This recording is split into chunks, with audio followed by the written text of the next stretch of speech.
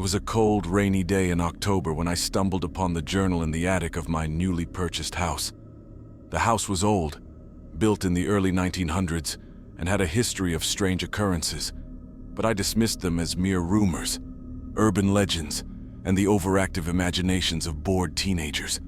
The journal was bound in worn black leather, with the words "Dead Man's Wish" etched in gold on the cover. Intrigued, I opened it and began to read. The journal belonged to a man named Samuel, who had lived in the house during the 1930s. Samuel was a chemist, a brilliant man who had made significant discoveries in his field. But his life was plagued by tragedy. His wife, Sarah, had died in childbirth, and his daughter, Emily, had succumbed to a mysterious illness at the age of 5. Samuel's journal was filled with his research, his thoughts, and his grief. But as I read on, I discovered something far more sinister. Samuel had become obsessed with the idea of cheating death, of finding a way to bring his family back to life. His research led him down a dark path, one filled with forbidden knowledge and dangerous experiments.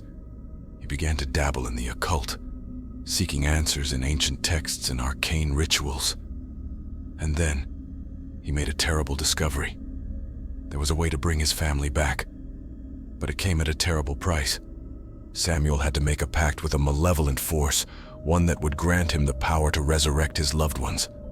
But in exchange, he had to offer up his own life and the lives of those who would follow him. Samuel made the pact, and his family was brought back from the dead. But the price was higher than he could have ever imagined. His wife and daughter were not the same. They were empty shells, devoid of emotion and humanity. And as the years passed, they began to change, their bodies twisting and contorting into grotesque forms. Samuel realized too late that he had unleashed a terrible curse upon his family and his home. He tried to reverse the spell, but it was too late. In a desperate attempt to save his loved ones, he wrote down the details of the pact in his journal, hoping that someone would find it and break the curse. As I read the final pages of the journal, I felt a chill run down my spine. The words seemed to leap off the page as if they were alive. And then, I heard a voice. "You must break the curse," it whispered, "or you will suffer the same fate as Samuel." I looked around, but there was no one there. The voice was coming from the journal itself. I tried to dismiss it as a hallucination, but the words continued to echo in my mind. "You must break the curse," the voice insisted, "or you will suffer the same fate as Samuel." I knew I had to act. I spent the next few days researching the pact, trying to find a way to break it. I consulted experts in the occult, read countless books on the subject, and even sought the help of a local priest. But nothing seemed to work. The curse was too strong, too deeply rooted in the very fabric of the house. And then I had a breakthrough. I discovered that the pact could only be broken by someone who was willing to sacrifice their own life for the greater good. It was a terrible price to pay, but I knew I had no choice. I wrote a letter to my family, explaining what I was about to do. I told them that I loved them, and that I would always be with them, even in death. And then, I prepared myself for the ritual.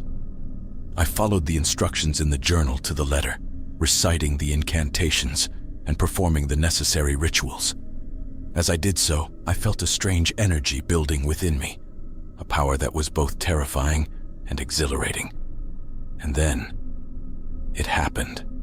The curse was broken, and the house was cleansed of its dark energy. But at what cost?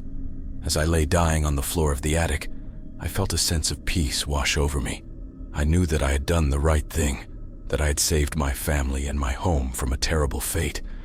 And as I took my final breath, I heard the voice once more. "Thank you," it whispered. "You have saved us all."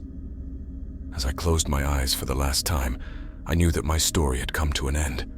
But the dead man's wish would live on, a warning to all who dared to tamper with the forces of darkness.